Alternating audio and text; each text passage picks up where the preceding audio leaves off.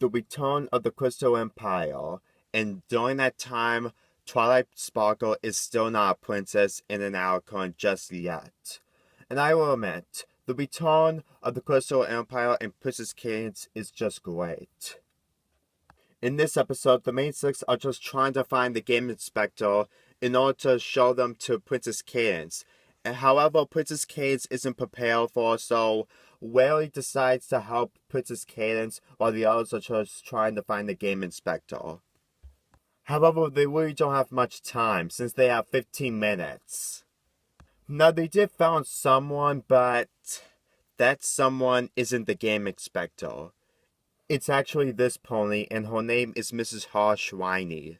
Yep, they completely missed the wrong person, and that person was Mrs. Peach Bottom. Oh boy, this could only get into a disaster. But nearly at the end of the episode, they managed to succeed the goal for the Equestria Games.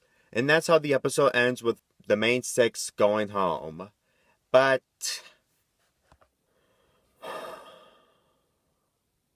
there's a reason why I'm not reviewing this episode.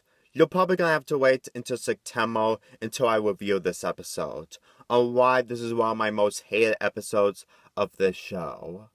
But anyway, let's get back to the episode. This episode was pretty great. I mean, Mrs. Peach Bottom was just over the top and excited, just like every other pony who just wants to see the Crystal Empire. But Mrs. Harshwiney was really in the wrong a lot. I really feel bad for her, of how she's really treated and how she didn't got the main six attention since that she was the real Game Inspector this whole time. But I will admit, mistakes sometimes happens, and I can accept that in this episode. As for the returning characters, Princess Cadence and Shining Armor, it's really great to see them again. And as for the Equestria Games, in my Rainbow Falls review, I just explained why there was no Equestria Games thing at all. Instead, we got a Spike episode. So you're probably going to check that review to understand my opinions on the Equestria Games in general. But anyway, it's great to see these characters again, especially Princess Cadence. The fact that Welly is just doing all the work, oh my gosh, I just feel bad for her.